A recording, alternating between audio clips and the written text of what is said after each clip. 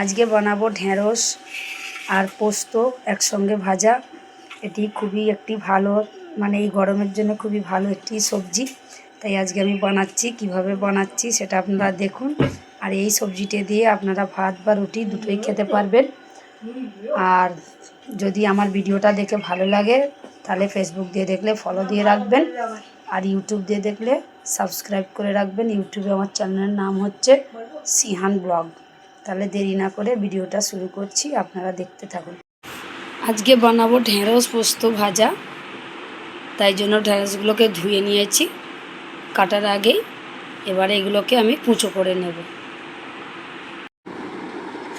ঢেঁড়সগুলোকে আমি এরকমভাবে কেটে নিয়েছি, একটু শেপ দিয়েছি ডিজাইন মতো। এবারে এগুলোকে ভাজবো। ঢেঁড়সটা ভাজার জন্য আমি কড়াইয়ে তেল দিয়ে দিয়েছি। তেলটা খুব ভালো করে গরম হয়ে গেছে। এবারে ফোড়ন দিয়ে নেব। ফোড়নে দেব কালো জিরে আর দুটো শুকনো লঙ্কা। শুকনো লঙ্কাটাকে আমি ফাটিয়ে নিয়েছি। এবারে দিয়ে দেবো, ফোড়নে একটা বাস বেরিয়েছে সুন্দর। এবারে দিয়ে দেবো কেটে রাখা পেঁয়াজ। পেঁয়াজটাকে একটু লাল করবো। পেঁয়াজটা একটু লাল হয়ে গেছে। এবার আমি দিয়ে দেবো রসুন বাটা। রসুন বাটাটাকেও একটু লাল করব। রসুনটাও ভালো করে লাল হয়ে গেছে। এবার আমি ঢেঁড়সটাকে দিয়ে দেব। ঢেঁড়সগুলো দিয়ে দিচ্ছি।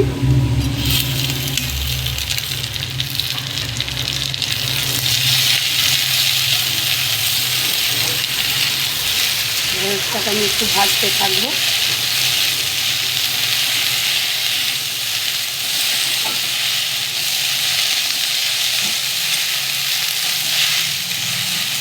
তেলের সঙ্গে ঢেঁড়সটা ভাজলে ঢেঁড়সের যে আঠালোটা থাকে ওটা আর থাকবে না। তাই এখন কোনো মশলা দিচ্ছি না, শুধু তেলেতেই ভাজবো একটু। এবারে দিয়ে দেবো একটু হলুদ।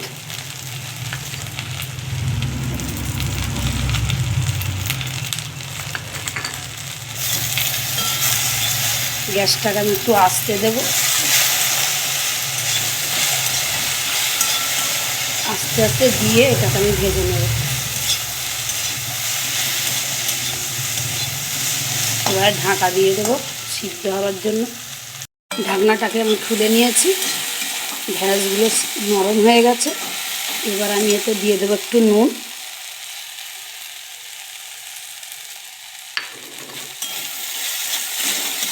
নুনটাকে দিয়েও একটু নেড়ে নেব।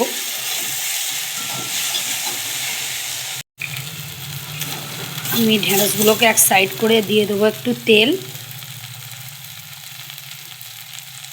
অল্প একটু তেল।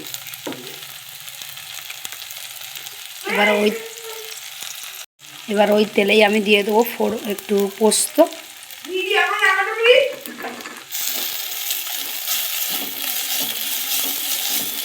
পোস্তটাকে একটু ভেজে নেব। নিয়ে এবার ঢেঁড়সের সঙ্গে মিশিয়ে একসঙ্গে সব ভাজবো। একটু ভালো করে ভাজতে থাকবো। ভাজাটা খুব ভালো করে হয়ে গেছে, পোস্ত ঢেঁড়স ভাজা। এবার আমি গ্যাসটাকে বন্ধ করে দেবো আর ঢেলে নেব।